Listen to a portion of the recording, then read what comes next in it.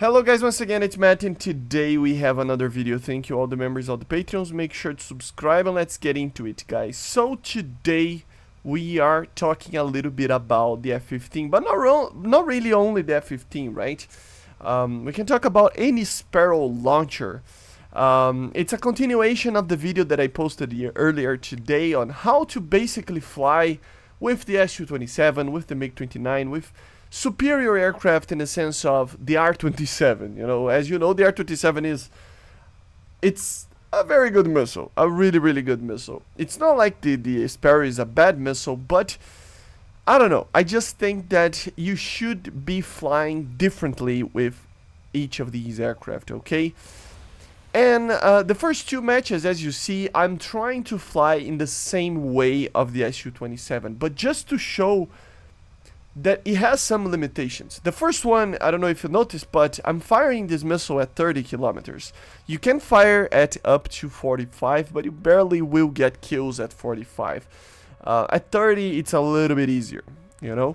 With the R-27, you can easily fire from above 50, 55 kilometers if you get a proper, you know, climb altitude and basically just a proper way of firing the missile, because it depends on the target, on where the target is, etc. So that's the first thing that you have to consider, guys. Although, yes, the Sparrow can be used to fight these R-27s, you have to have in mind all of your surroundings, and you will see why. The first reason is like that. As you saw, the Su-27 wasn't really paying attention to me. He could have killed me very easily with the R-27, but he just wasn't noticing me. So I managed to slip up under his radar and fire a 30-kilometer shot with the Sparrow and get a kill. But this is not a common thing. It doesn't happen. You can do it, but it is a little bit hard. And as you see, again, the best way to kill targets, just like with the Su-27, it ends up being getting people by surprise. That's why I love to fly high so much. And people tend to comment, oh, but BVR is not really the meta. The furbballs and A9s and R-73s are the meta. Well, only because players don't really want to take the chance to actually fly high, especially with R-27s flying around. And it's fine. But the thing is that flying high gives you one perspective that a lot of times can be very successful, which is basically attacking from above. With the way that screens work and the way that situational awareness work with normal PCs, you will basically you're just not looking that much above you, and that can give you an immense amount of ability to get people by surprise flying above. So again, here I was trying to fire from a BVR standpoint. Take a look on the RWR. The main shot that is coming towards me is from an F-15, so I know I have more time to actually fire. So again, you can use these tactics to actually get BVR kills. The same type of tactic that you would use in the Su-27, but that's the pinnacle point.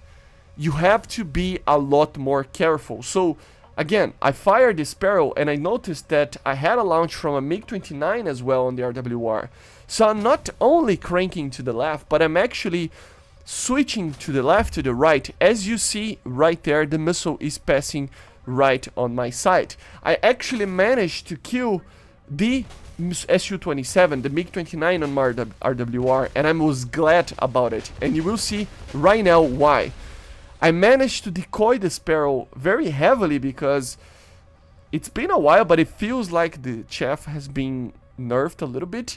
And I was really lucky that I didn't notice, but I was actually firing on the Su-27 before and not on the F-15. If it was the other way around, I would have been dead in that cold shot because of the INS, because of the data link of the R-27, right? So again, you have to have a little bit of luck, but in a general sense, it's not really worth it, you know, if you have more than one target, and if it's an R-27 coming towards you, and you will notice that with the RWR telling that it's an MiG-29, you need to go evasive. Again, it's the same principle as before, guys.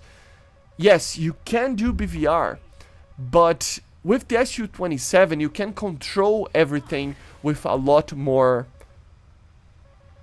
you know, or like, it's a lot easier to control the battle. With an F-15, you have to have that in mind. And even then, as you saw, we had like 50 people like around me. There was still a Gripen down there that managed to fire an AIM-9 without me noticing, right? So it really is a problem. And see what happens when you try to fly low. This will be like it. People are still targeting you, so you need to be careful. Here, for example, I used the ground to make sure that I didn't die. But since I have to like maintain a position of everybody's looking at me because I'm on the horizon, I'm missing all my shots as well, because everybody is flying low, so it's very easy to just fly low and make the missile miss. Or people just notice more that the missile is coming, right? So again, even though, yes, a lot of people fly low, a lot of people are feeling more safe towards flying low, even with an F-15, even with an F-16 that don't have the R-27s, I still firmly believe that flying high is the best offensive-defensive strategy that you can have. Because you can fire at targets that are really high, meaning that they cannot use the ground to defend themselves from your radar missiles. And second of all, you are outside the horizon of people looking, or, you know, of the FOV of the target.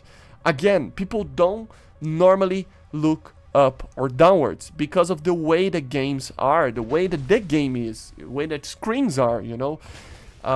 We don't have a squared screen or even like a vertical wide screen or something like that, right? So people are not really looking upwards, meaning that if you are flying high, you can first get people like better from far away, and also you can get people by surprise a little bit easier. Notice how in this match I was in the middle of the craziness. I almost got killed multiple times. I just didn't get killed because I had so many good friendly aircraft flying around me. But normally it just tends to be that you get killed very easily, just like it happened in the last match, because people are noticing you more. It doesn't mean that you will not get noticed if you're flying high. It's just that people are so, you know, overwhelmed by the amount of targets that happened when you are in the middle of a furball flying low, that they will not notice you in your little aircraft flying above them firing R-27s, just like I did in the last match, that in the last video, sorry, that I can get a lot of kills. So although yes, that's the main problem with these American aircraft right now, that I feel it. They don't have a particular way to every single time be strategic about it, you know. If you fly high, you are outgunned by an R-27, outranged. You know, even though you have an amazing radar and amazing thrust weight to actually climb faster than like any other aircraft in the game and have your missile to be in a good position, the Sparrow doesn't help you, you know. So if you fly high, you have that problem that you have to be really careful. And if you fly low, it's almost like a luck thing. Yes, you can get a lot of kills, and if you are skillful, you can do a lot of damage flying low. But I still think that it's more on the side of just how much you are looking to your sides and having situational awareness, together with a little bit of luck of your team being good, and just having missiles, IR missiles, good IR missiles to kill the targets. So it's a bunch of just what ifs, to be honest. It's nothing too strategic about it, right? While flying high, it's still a better option. But again, this is where you need to be careful. These aircraft, they are lacking on the BVR for now. So they will have troubles dealing with the R-27 if you choose to fly high. And once the Fox 3s are added, things are going to be a little bit more balanced. And flying high will be having a lot more of an appealing situation to be in, I think, at least. But anyway, this is how I fly the F-15. High, but be careful. Anyway, I hope you enjoy. Make sure to subscribe, and I see you guys on the next one.